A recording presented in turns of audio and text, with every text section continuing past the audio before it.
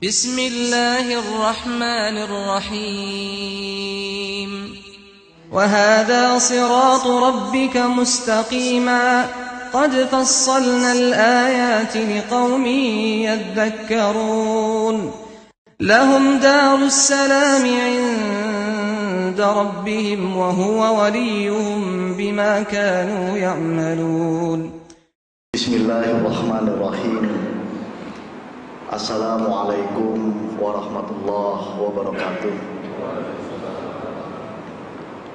Alhamdulillahi rabbil alamin. Alhamdulillahi wa kafa.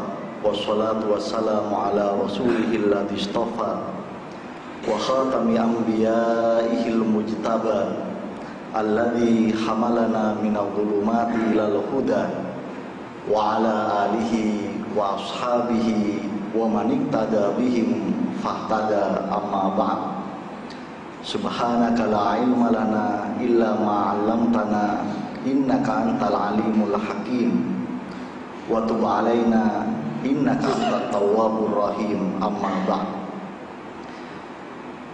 Para jamaah kajian subuh Masjid Darussalam Kota Wisata yang dimuliakan Allah, alhamdulillah dalam kesempatan yang mulia ini kita bisa kembali melaksanakan salah satu kewajiban sebagai seorang muslim, yaitu dalam bentuk thalabul ilm, dalam bentuk tafaqquh fid din, sebagaimana yang disabdakan oleh Rasulullah sallallahu alaihi wasallam dalam berbagai hadis yang sahih dan hasan. Mudah-mudahan seperti janji Allah lewat Rasulnya yang mulia, keikhlasan kita, usaha kita untuk memperdalam syariat Allah ini akan menjadi salah satu sebab Allah menurunkan ketenangan ke tengah-tengah kita. Allah mencurahkan rahmat di tengah-tengah kita dan di tengah-tengah keluarga kita. Amin ya rabbal alamin.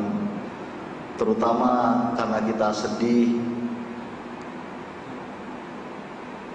di negeri Indonesia yang mayoritas penduduknya adalah muslim.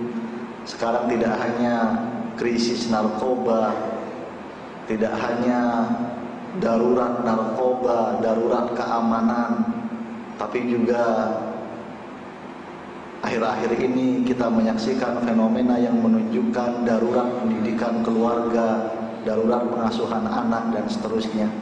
Naudzubillah min dzalik.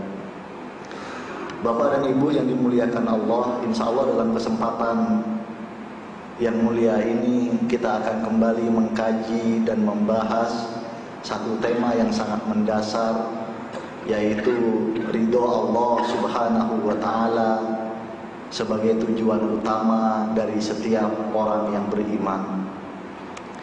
Bapak dan Ibu yang dimuliakan Allah, kalau kita perhatikan ayat-ayat Al-Quran, kalau kita menyimak beberapa hadis Rasulullah SAW, ternyata ada fenomena umum bahwa Allah Subhanahu wa ta'ala baik dalam Al-Quran maupun lewat lisan Rasulnya yang mulia Sallallahu alaihi wasallam, ketika Allah menurunkan suatu syariat, ketika Allah memberikan satu tuntunan, suatu perintah, maka Allah sering menyandingkan dua hal sekaligus, yaitu Allah sebutkan manfaat duniawinya, tapi kemudian Allah tegaskan manfaat ukhrawi dari perintah itu, yaitu untuk memperoleh ridho Allah Subhanahu wa ta'ala.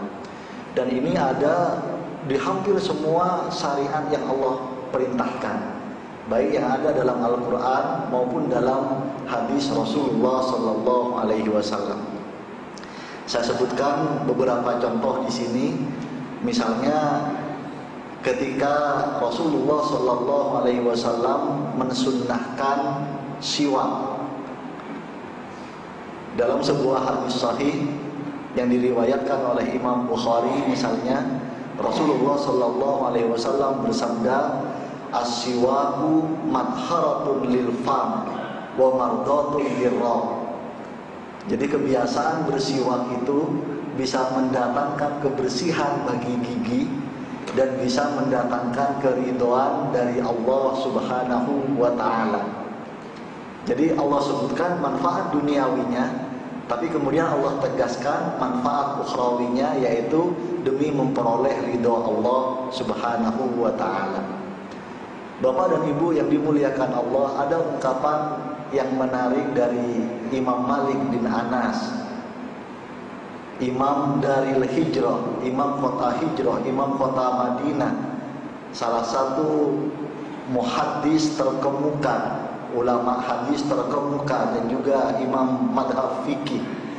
Ketika beliau mengatakan bahwa min alamati ahli taqwa iltimasuhu liridallahi azza wa jalla. Jadi di antara tanda-tanda utama dari orang yang bertakwa adalah dalam semua aktivitasnya ia mencari ridho Allah Subhanahu wa taala.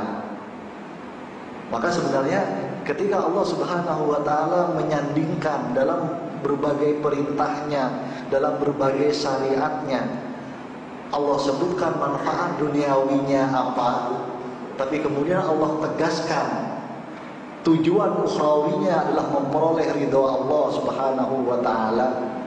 Maka seolah-olah para ulama terkemuka ingin menegaskan, seandainya manfaat duniawi ini enggak ada, Pak Bu, maka memperoleh ridho Allah Subhanahu wa taala itu sudah lebih dari cukup dari apapun aktivitas kita.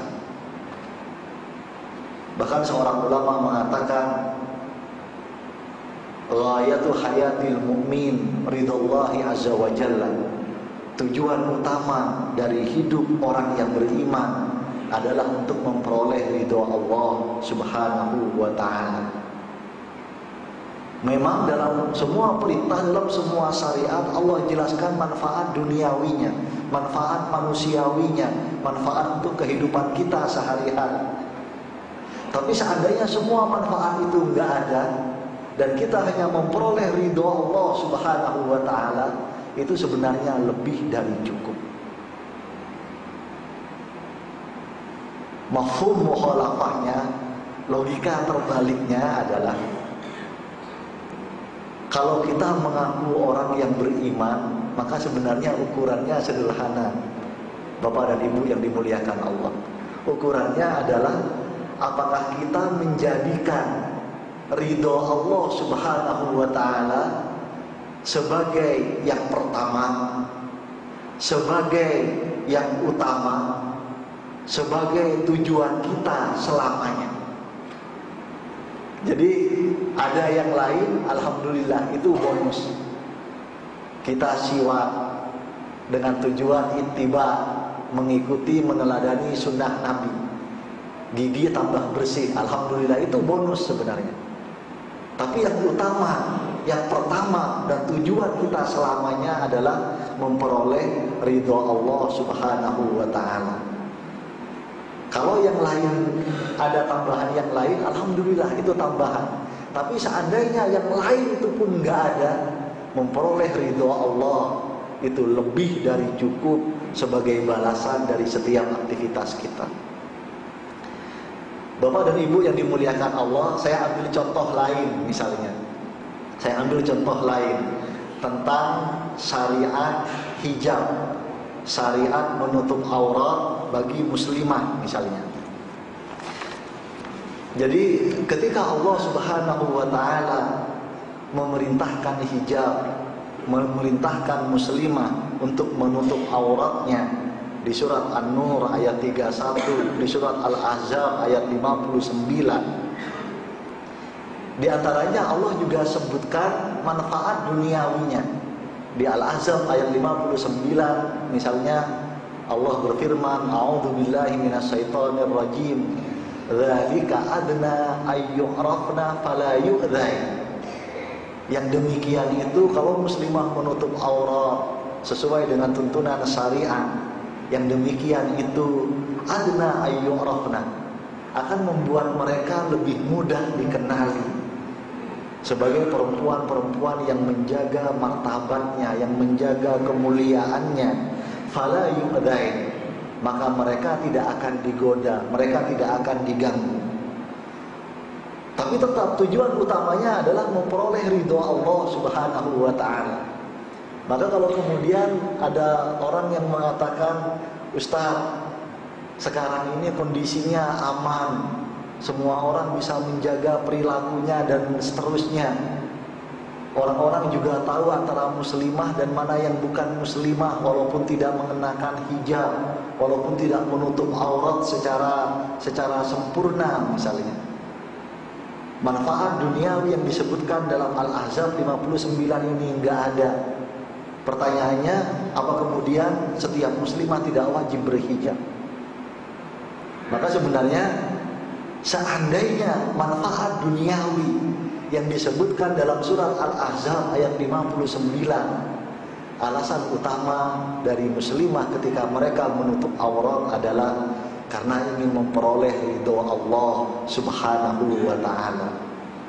Bapak dan Ibu yang dimuliakan Allah, ada renungan menarik yang dikutip oleh Imam Ibnu Katsir dalam tafsirnya dari riwayat Ibnu Abi Hatim.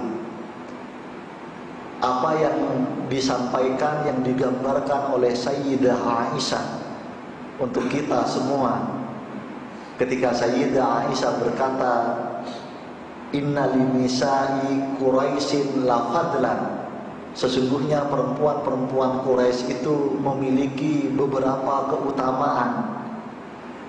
Wa inni wallahi wa ma ra'aitu afdal min nisa'il ansar, tapi sungguh demi Allah, aku tidak pernah melihat wanita yang memiliki keutamaan lebih dari perempuan-perempuan Ansor.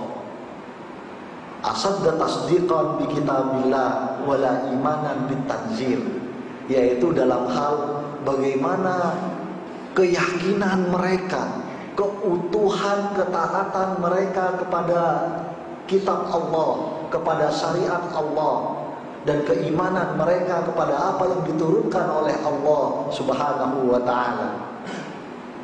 Apa yang digambarkan oleh Sayyidah Aisyah, laqad unzilat suratun nur wal yadribna bi khumurihinna ala juyubihim. Ketika turun perintah Allah dalam surat An-Nur, hendaklah perempuan-perempuan muslimah itu mengulurkan kain kudung mereka ke dada, sampai ke dada mereka. Wa yatlur rajul inqalaba ilaihinna rijaluhunna yatluna alaihinna ma anzalallahu ilaihim fiha. Ketika ayat ini turun di Masjid Nabawi, kemudian laki-laki Ansor mendengar ayat ini dari Rasulullah, mereka pulang ke rumah masing-masing, mereka membacakan ayat ini. Waliyadribna bihumurihinna ala juyubihin, hendaklah wanita-wanita muslimah itu mengulurkan kain kudung mereka sampai ke dada-dada mereka. Faman wa yatlu rajul ala imraatihi wa banatihi wa ukhtihi wa kulli dhi qarabatin. Dan laki-laki Ansor itu membacakan ayat tadi kepada istri mereka, kepada anak-anak perempuan yang mereka cintai, kepada saudara-saudara perempuan yang mereka sayangi, kepada kerabat-kerabat mereka dari kalangan perempuan. Fama minhunna imra'atun illa qamat ila mirtiha al-murahhal fa'tajarat bihi. Maka perempuan-perempuan Ansor ketika diceritakan oleh suami mereka, oleh saudara laki-laki mereka bahwa Allah menurunkan surat An-Nur ayat 31 ini, maka semuanya langsung menarik kain korden, kain kelambu di rumah mereka. Fa'tajarat bihi, dan mereka menutupkan kain kelambu, kain korden itu. sebagai kudung atas kepala mereka. Tasdiqan wa imanan bima anzalallah min kitabih, sebagai bentuk keyakinan yang utuh, keimanan yang total atas apa yang Allah turunkan dalam kitabnya yang suci. Fa asbahna wara'a rasulillah as-subha mu'tajira, dan keesokan harinya perempuan-perempuan Ansor itu di pagi hari semua memakai kain kudung dari kain seadanya, kelambu, ada yang kain gorden dan seterusnya. Karena bagaimana mereka ketika Allah memerintahkan suatu syariat, mereka tidak pakai nanya, Pak. Mereka tidak pakai nawar, mereka tidak pakai besok mau beli dulu dan seterusnya. Tapi karena mengharapkan ridho Allah, karena ingin hidup yang dikaruniakan gratis oleh Allah kepada mereka, benar-benar mereka jalani sesuai dengan tuntunan Allah untuk memperoleh ridho Allah. Langsung semua kain yang ada mereka pakai untuk menutup aurat itu sesuai dengan perintah Allah. Jadi Bapak dan Ibu yang dimuliakan Allah, ini gambarannya bagaimana walaupun Allah ketika menurunkan suatu perintah, suatu syariat, Allah sebutkan manfaat duniawinya. Tapi kalau orang yang beriman, kalau kita benar-benar beriman, seandainya manfaat duniawi itu enggak ada, cita-cita kita untuk memperoleh ridho Allah, kesempatan kita untuk menikmati ridho Allah itu lebih dari cukup. Dan kalau kita orang yang beriman, maka kita harus meletakkan ridho Allah sebagai yang pertama, sebagai yang utama, sebagai tujuan kita selamanya. Bapak dan Ibu yang dimuliakan Allah, saya ingin memberikan gambaran lain. Misalnya ketika Allah menurunkan syariat larangan khamr, larangan minuman keras, Allah Subhanahu wa taala dalam surat Al-Maidah ayat 91 menjelaskan apa manfaat dari larangan khamr itu. A'udzubillahi minasyaitonir rajim. Innama yuridu syaitan ayyuqi'a bainakumul adawah wal baghdha fil khamri wal maisir wa yasuddakum an dzikrillah wa anis shalah fahal antum muntahun. Subhanallah. Allah setelah Allah memberikan 3 tahap larangan minuman keras itu, di Al-Maidah ayat 90 Allah tegaskan bahwa khamr sudah sepenuhnya dilarang. Kemudian di Al-Maidah ayat 91 Allah jelaskan manfaat duniawinya adalah sesungguhnya setan itu ingin menimbulkan permusuhan dan kebencian di antara kalian lewat perantara khamr dan lewat perantara perjudian.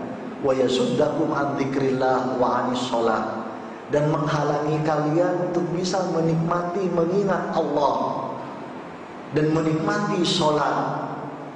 Fahal antum muntahun. Bapak dan Ibu yang dimuliakan Allah, saya ingin mengutip berbagai riwayat sahih dan hasan terkait ayat ini.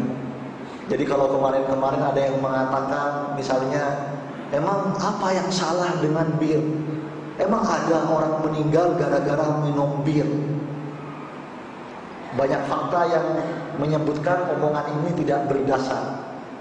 Katanya dia mengatakan yang mati itu karena minum oplosan, bukan karena minum bir. Nauzubillah min dzalik. Jangan sampai yang mengatakan ini adalah orang yang beriman kepada Allah yang esa. Kalaupun yang mengatakan ini bukan orang yang beriman kepada Allah yang esa, naudzubillah. Kalau ada orang yang beriman, walaupun untuk membenarkan hawa nafsunya sekalipun, ikut membenarkan omongan yang tidak berdasar seperti ini.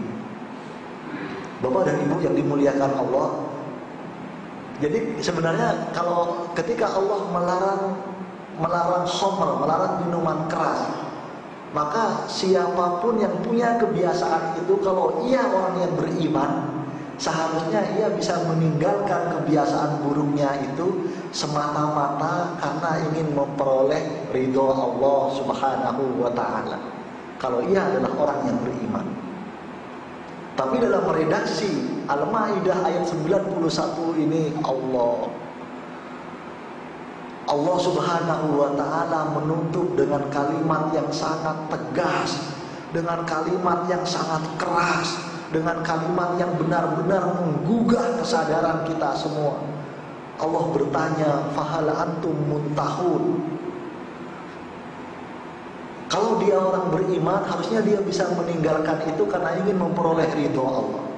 Kalau memang imannya tipis, Allah jelaskan manfaat duniawinya, manfaat manusiawi dari meninggalkan minuman keras dan judi. Apa manfaat duniawinya? Allah sebutkan dua di Al-Maidah 91 ini. Karena lewat minuman keras dan judi itu setan ingin memercikkan, ingin menimbulkan permusuhan dan kebencian di antara kita. Dan ini jelas, sangat banyak fakta yang menunjukkan hal ini. Dan yang kedua adalah karena minuman keras dan judi itu menghalangi kita untuk menikmati mengingat Allah dan untuk menikmati sholat. Dan kemudian Allah tegaskan, kalau Allah sebutkan meninggalkan minuman keras itu bisa membuat kita memperoleh ridho Allah. Kalau meninggalkan minuman keras itu bisa menghilangkan potensi-potensi permusuhan dan kebencian di antara kita di tengah-tengah masyarakat. Kalau meninggalkan minuman keras dan judi itu bisa membuat kita lebih menikmati mengingat Allah dan lebih menikmati sholat. Kalau ternyata semua argumen ini tidak bisa membuat orang yang terlanjur biasa berjudi dan meminum keras dan meminum minuman keras meninggalkan kebiasaan buruknya, Allah bertanya, fahal antum muntahun. Maka tidakkah kalian mau berhenti dari kebiasaan itu? Bapak dan Ibu yang dimuliakan Allah, dalam berbagai riwayat yang sahih dan hasan, ketika Rasulullah menyebutkan Al-Maidah ayat 91 ini, Umar bin Khattab di tengah-tengah kerumunan sahabat langsung terpekur, tertunduk, dan dengan suara terbata-bata ia mengatakan, intahaina ya Rabb, intahaina ya Rabb, kami akan berhenti ya Allah, kami akan berhenti ya Allah. Karena Allah menggunakan kalimat fahal antum muntahun. Maka apakah kalian mau berhenti dari kebiasaan buruk ini? Kalau sampai dua alasan ukhrawi dan manusiawi ini masih juga tidak mau membuat berhenti, maka apalagi yang bisa membuat ia berhenti? Kira-kira begitu. Bapak dan Ibu yang dimuliakan Allah, saya ingin mengutip hadis sahih yang diriwayatkan oleh Imam Bukhari dan Imam Muslim. Bagaimana reaksi para sahabat ketika Al-Maidah ayat 90 dan 91 ini Allah turunkan. Sahabat-sahabat Anas bin Malik menceritakan, sahabat-sahabat yang waktu itu sedang berdagang, sedang tidak mengikuti majelis Rasulullah, halaqah Rasulullah. Ketika ayat ini diturunkan, kemudian mereka masih meminum khamr. Yang ini jumhurul mufassirin, mayoritas ulama tafsir sepakat menyebutkan mengapa Allah melarang minuman keras sampai menggunakan 3 tahapan. Di antara hikmahnya adalah untuk menunjukkan betapa minuman keras itu karena alasan geografis, karena alasan iklim, karena alasan budaya, itu sangat kuat mengakar di tengah-tengah bangsa Arab pada saat itu. Maka Allah sampai perlu 3 tahapan melarang minuman keras. Tapi ketika tahapan yang terakhir ini Allah dengan tegas mengatakan minuman keras diharamkan secara total. Anas bin Malik menceritakan sahabat-sahabat yang pulang dari majelis Rasulullah, dari halaqah Rasulullah ketika Al-Maidah 90 dan 91 ini turun, kemudian mereka Woro-woro apa Pak ya? Woro-woro itu bahasa Jawanya woro-woro apa Pak ya? Bahasa Indonesianya nih apa Pak? Kowar-kowar gitu Pak ya, teriak-teriak mengumumkan bahwa minuman keras itu telah diharamkan sepenuhnya. Maka Anas bin Malik mengatakan yang waktu itu dia bersama Abu Thalha dan seterusnya. Langsung Abu Thalha mengatakan, wahai Anas bin Malik, fa'ahribha, tumpahkan semua arak yang ada. Faharamtuha. Dan Anas bin Malik menceritakan langsung semua arak yang ada di semua rumah, di semua kedai, di semua tempat di kota Madinah itu ditumpahkan beramai-ramai oleh para sahabat. Sampai-sampai arak itu membasahi semua jalanan yang ada di kota Madinah. Ini Pak. Jadi sebenarnya secara geografis, secara iklim, karena ekstremitas iklimnya itu lebih parah dari kita, itu orang-orang yang punya 4 iklim itu lebih membutuhkan minuman keras ketika musim dingin. Tapi bagaimana mereka kemudian langsung membuang itu semua karena ayat ini, karena mereka benar-benar tersentil, tergugah oleh firman Allah tentang pelarangan arak. Jadi Bapak dan Ibu yang dimuliakan Allah, ini sebenarnya fenomena umum dalam syariat-syariat yang Allah turunkan untuk kita. Ketika Allah menurunkan syariat, tujuan utamanya adalah untuk memperoleh ridho Allah. Tapi selain itu Allah jelaskan manfaat-manfaat duniawinya untuk kita. Dan para ulama, para muhaddis, para ulama hadis, para ulama tafsir menyebutkan kalau kita benar-benar orang yang beriman, sebenarnya manfaat manusiawi, manfaat duniawi dari setiap syariat itu hanya bonus tambahan. Kalau kita benar-benar beriman, kita pasti melaksanakan setiap syariat Allah semata-mata karena kita ingin ridho Allah Subhanahu wa ta'ala. Bapak dan Ibu yang dimuliakan Allah, saya ingin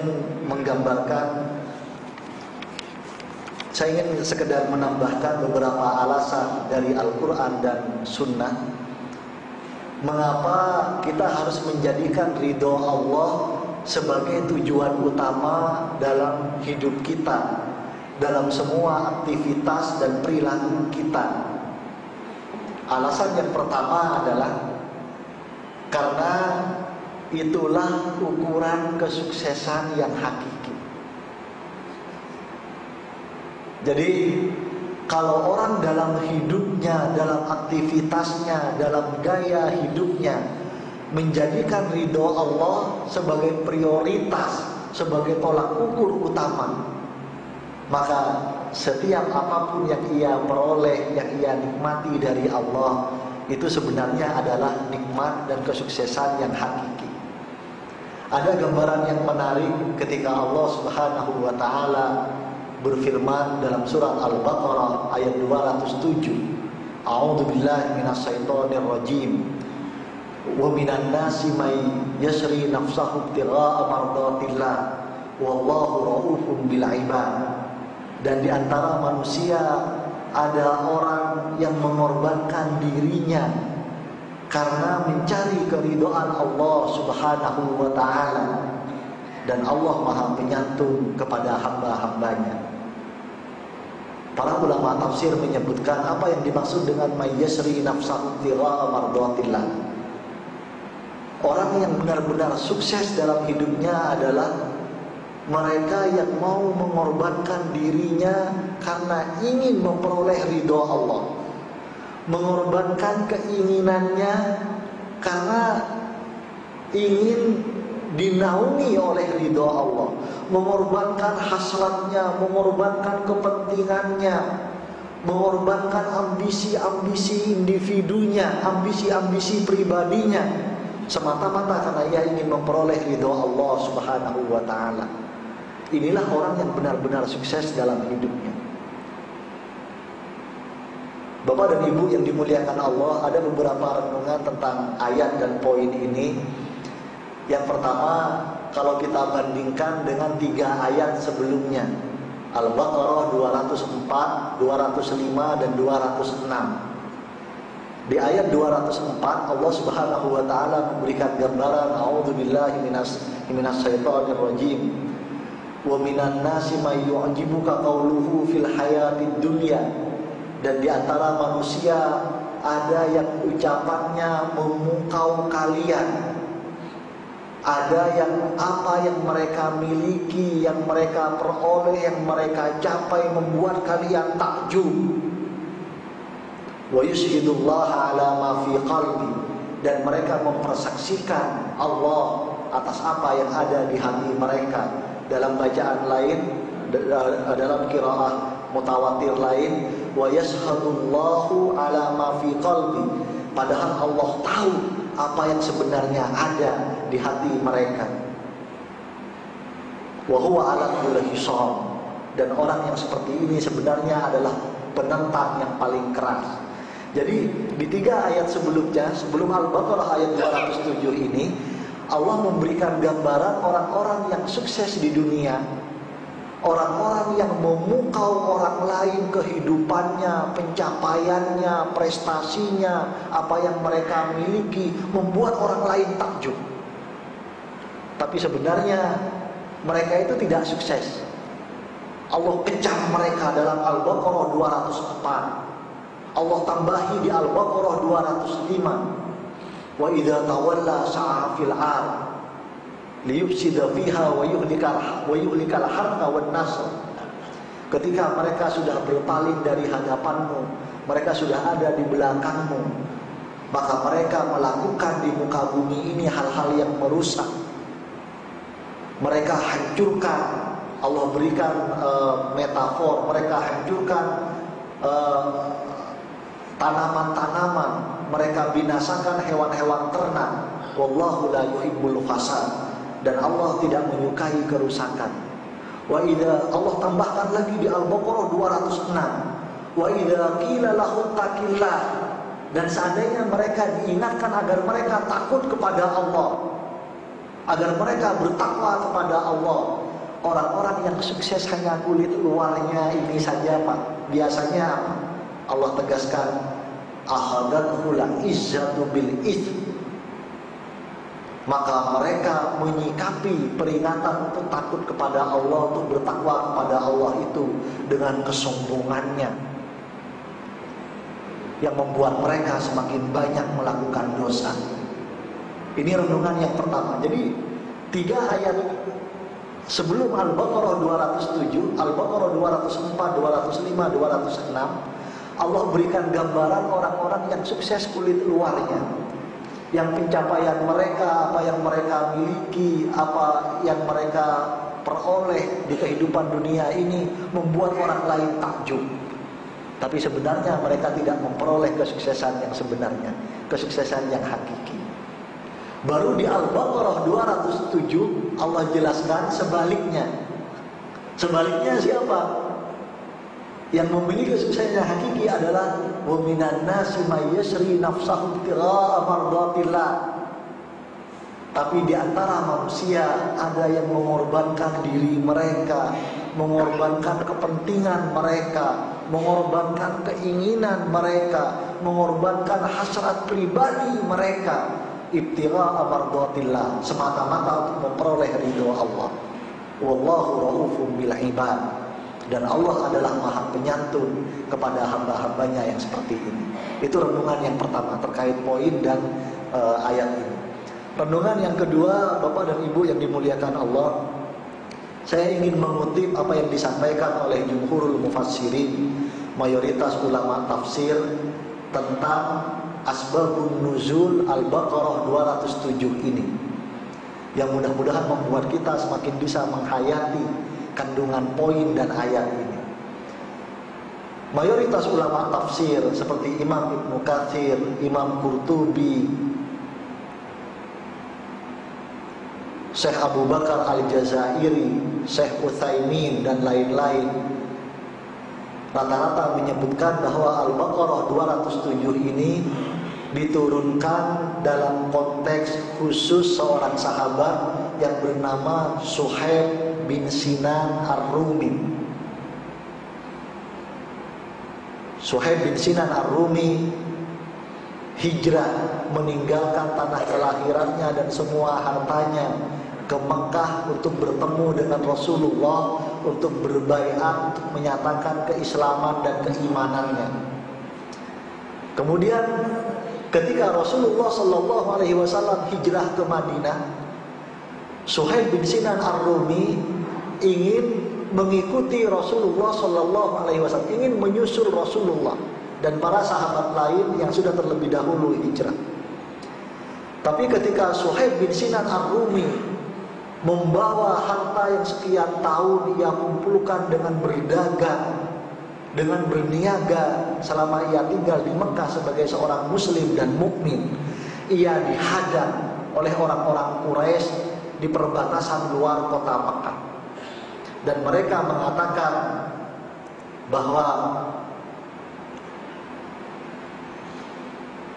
mereka tidak akan membiarkan Suhaib bin Sinan Ar-Rumi meninggalkan Mekah illa idza ahabba ayyatajarrad min mali, kecuali kalau Suhaib bin Sinan ini mau meninggalkan, mau menyerahkan semua harta yang ia kumpulkan selama bertahun-tahun. Maka Suhaib bin Sinan Ar-Rumi kemudian mengatakan, bertanya, kalau saya tinggalkan semua harta saya, semua aset saya, apa kalian akan membiarkan saya untuk menyusul Rasulullah hijrah ke Madinah? Orang-orang musyrik Quraisy mengatakan iya, karena mereka tidak yakin Suhaib bin Sinan Ar-Rumi akan mau meninggalkan asetnya yang sedemikian banyak. Fatakhallasa minhum wa atahum malah.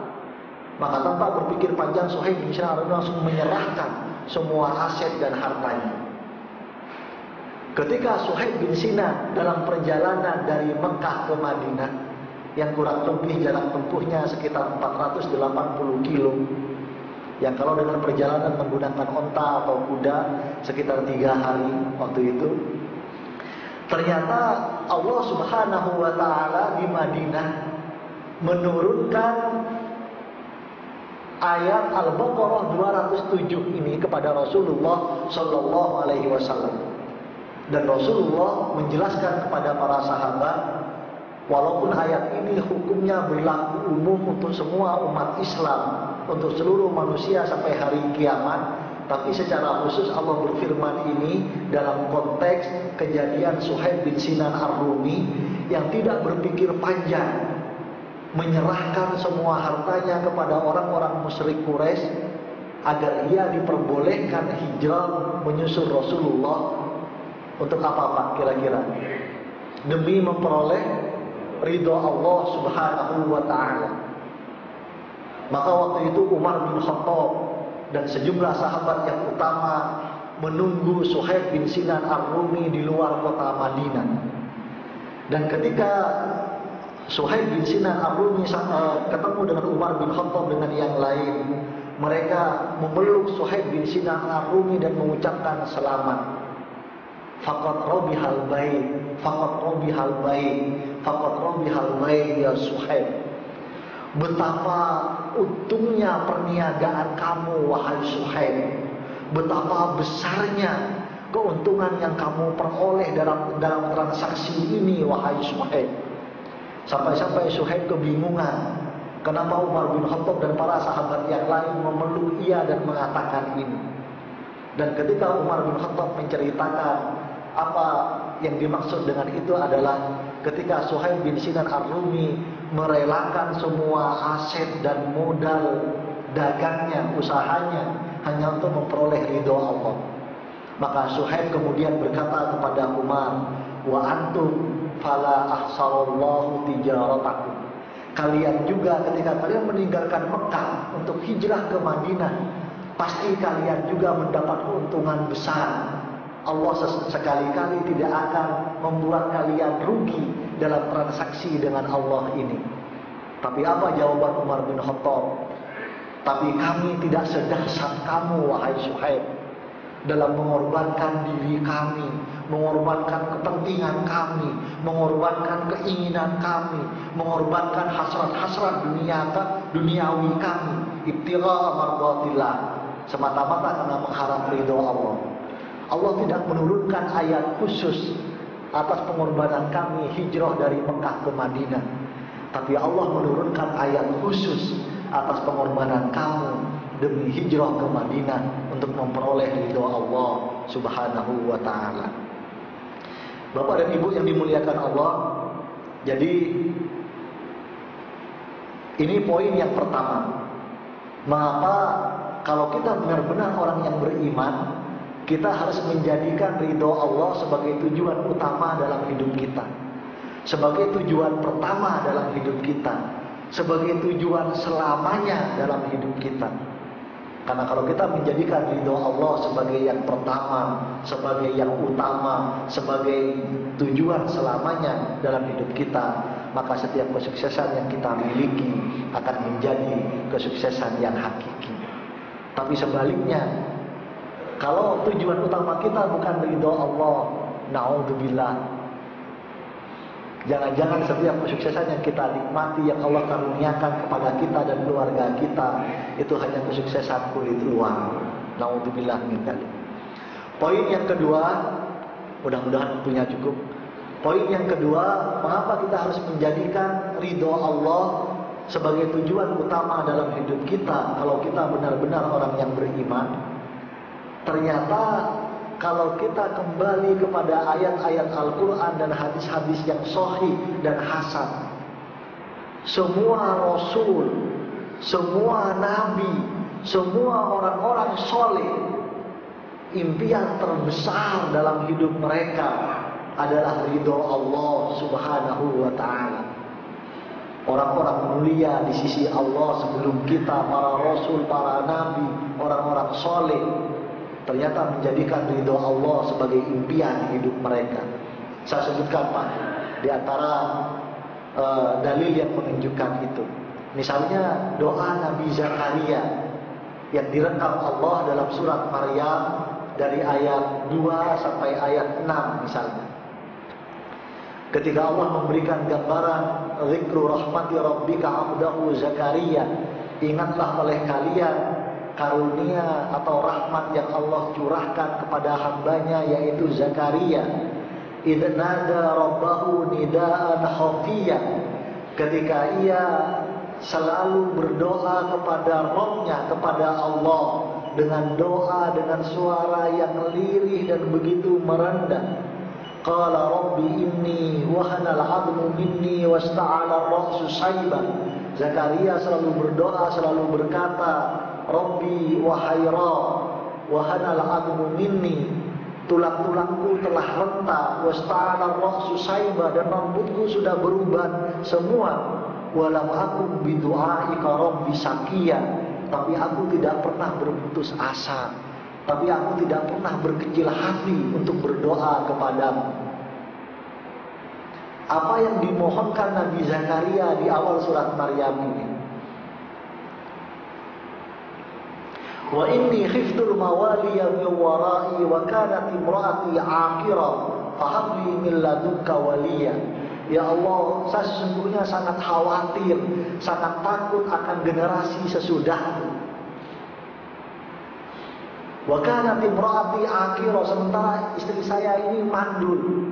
Fahabli min ladunka waliya, maka berikanlah keturunan dari sisimu, wahai Allah. Kemudian di An-Nisa di surat Maryam ayat 6, inti dari doa Nabi Zakaria adalah yarithuni wa yarithu min ali Yaqub waj'alhu rabbi radiya.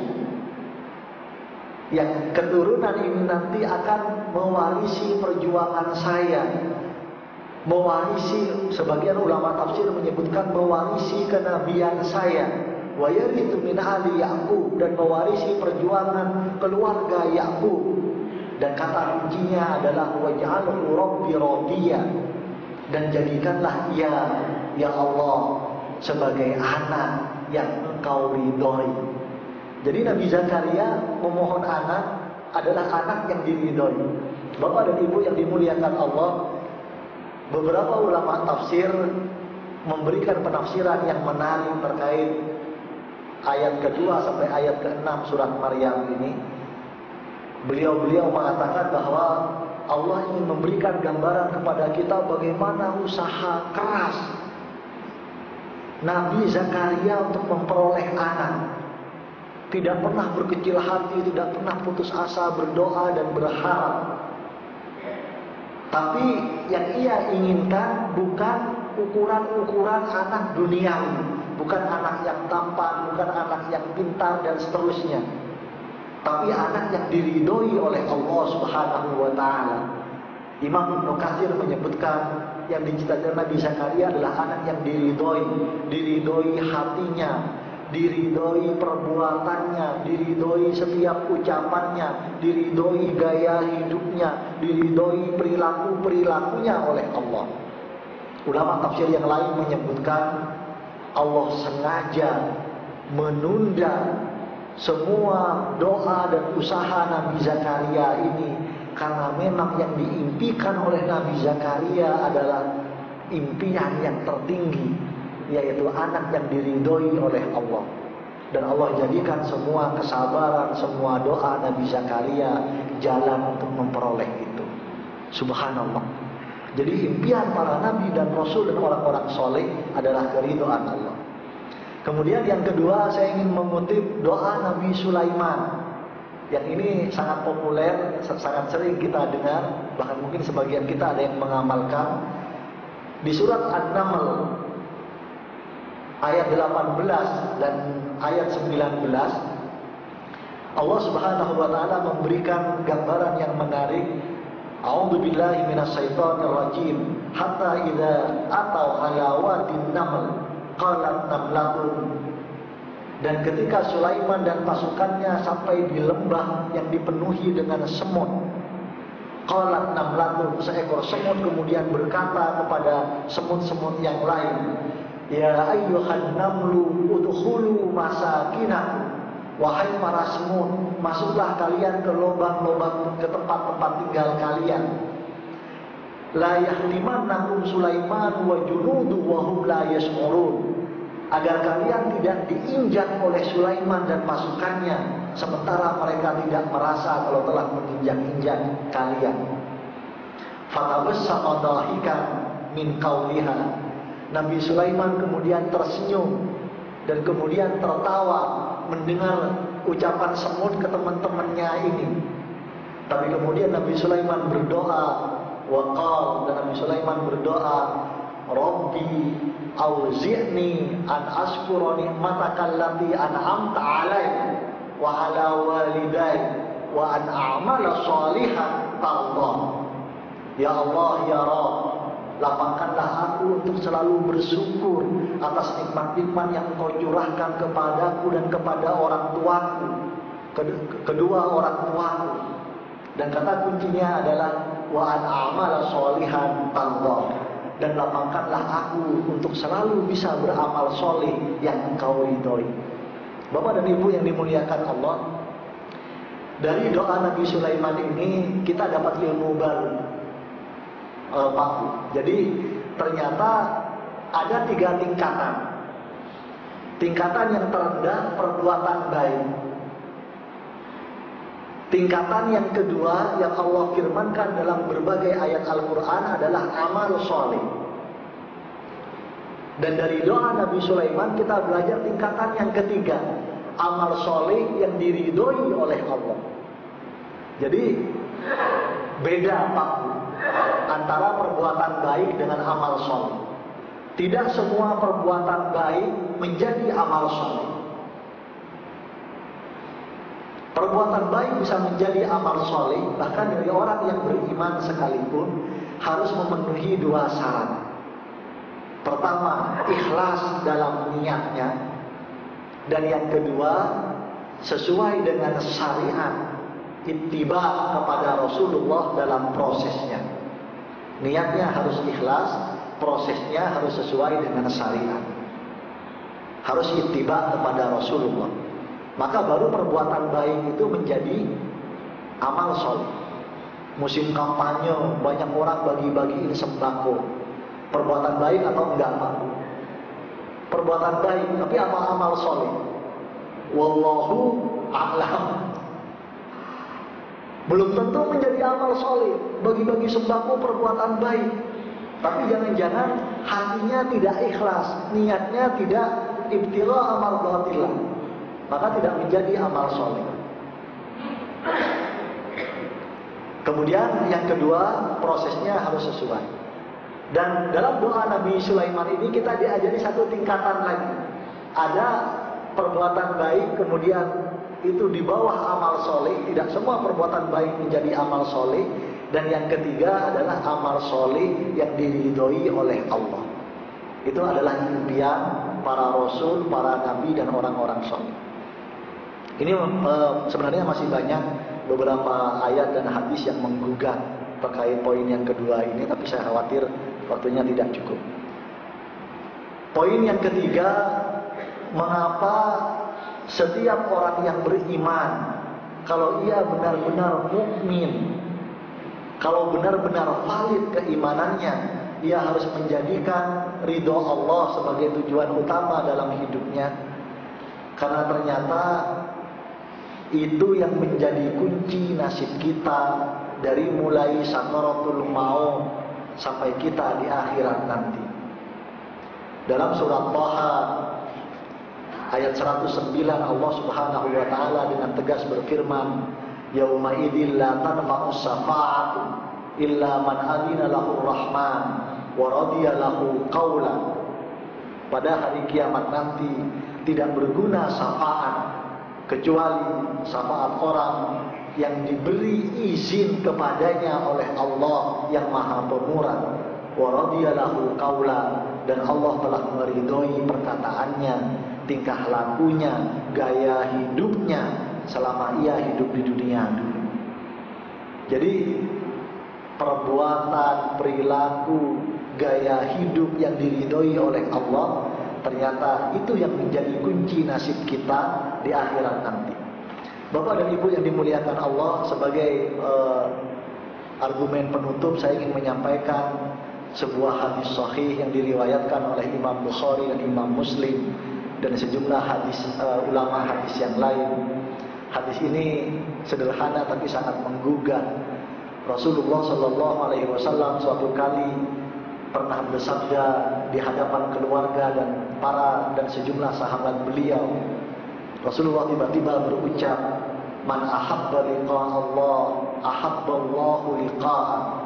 Barang siapa yang suka ketika menghadap Allah, antusias ketika menghadap Allah, ahabballahu liqa'ah, maka Allah juga antusias, Allah juga suka menerima ia menghadap Allah. Wa man kariha liqa Allah, tapi barang siapa yang enggan, yang ogah-ogahan ketika harus menghadap Allah, karihallahu liqa'ah, maka Allah juga enggan, Allah juga ogah-ogahan menerima ruhnya ketika ia menghadap Allah. Bapak dan Ibu yang dimuliakan Allah, ketika Rasulullah bersabda hadis ini yang menarik, Sayyidah Aisyah tiba-tiba bertanya kepada Rasulullah Sallallahu Alaihi Wasallam, ya Rasulullah, inna la nakrahu liqa Allah. Ini celetukan yang sangat manusiawi, Bapak dan Ibu sekalian. Tiba-tiba Sayyidah Aisyah nyeletuk, wahai Rasulullah, sesungguhnya semua dari kami itu pasti enggan, pasti malas-malasan untuk mati, untuk menghadap Allah. Ini benar atau enggak, Pak? Kalau saya tanya hadirin yang ada di sini, Bapak dan Ibu yang dimuliakan Allah, siapa yang pengen masuk surga? Pasti jawabannya semua pengen masuk surga. Tapi saya pengen ngukur, pengen masuk surganya antusias apa ogah-ogahan. Dengan pertanyaan yang kedua, pengen masuk surganya cepat-cepat, entar sore atau kapan-kapan saja? Ada nggak yang ngejawab pengen masuk surganya cepat-cepat, Ustaz? Kalau bisa entar sore aja, Ustaz. Saya udah nggak sabar masuk surga, Ustaz.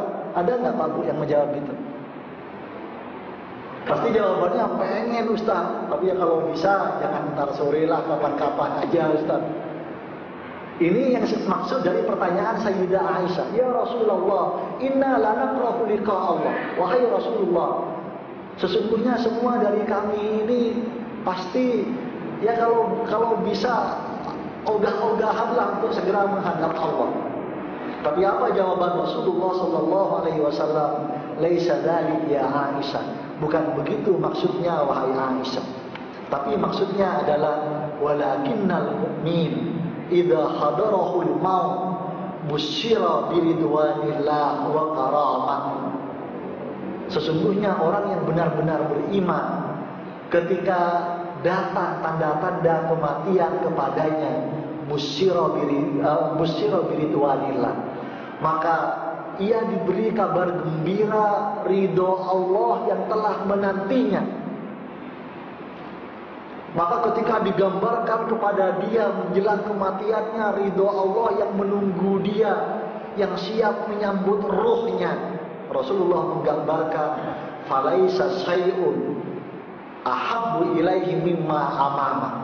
Maka ketika ia menjelang sakaratul mautnya dan Allah gambarkan ridho Allah, cinta Allah, antusiasme Allah untuk menyambut ruhnya, falaisa syai'un ahabbu ilaihi mimma amam. Maka ketika itu ia tidak menginginkan, tidak mendambakan hal lain kecuali segera menikmati sakaratul maut. Sebaliknya, wa innal kafir idza hadarahul maut busyira bi'adabillah wa uqubati. Sebaliknya sesungguhnya orang yang mengingkari keesaan Allah, mengingkari syariat Allah, ketika datang tanda-tanda kematian kepadanya, ditampakkan kepadanya siksa Allah dan kemurkaan Allah. Falaisa syai'un aqrahu ilaihi mimma amam. Maka saat itu tidak ada yang lebih ia enggani, yang lebih ia takutkan kecuali kematian yang sudah ada di hadapannya. Wa karihallahu liqa'ah. Maka saat itu Allah juga enggan, Allah juga ogah-ogahan untuk menerima ruhnya menghadap Allah Subhanahu wa taala. Hadis riwayat Imam Bukhari dan Imam Muslim serta imam-imam hadis yang lain. Barangkali ini yang bisa kami sampaikan. Waktunya sudah habis, Pak. Mudah-mudahan yang sedikit ini bisa menambah keyakinan kita, kekuatan akidah kita, kecintaan kita, pegangan hidup kita, bahwa kalau kita benar-benar beriman kepada Allah, pembuktiannya gampang. Kita harus menjadikan ridho Allah sebagai yang pertama, sebagai yang utama, dan sebagai tujuan selamanya dalam hidup kita, dalam setiap aktivitas kita, dalam setiap perilaku dan gaya hidup kita. Wallahu a'lam bishawab. Kami serahkan kepada Bapak dan Ibu sekalian, apakah ada sesi tanya jawab atau kita cukupkan dan kita tutup dengan membaca kafaratul majlis. Oh, cukup Pak ya, waktunya sudah habis Pak. Ya, marilah kita tutup dan bersama-sama membaca kafaratul majlis. Subhanakallahumma wa bihamdik asyhadu an la ilaha illa anta astaghfiruka wa atubu ilaik. Kurang lebihnya kami mohon maaf. Billahi taufiq wal hidayah. Wassalamualaikum warahmatullahi wabarakatuh.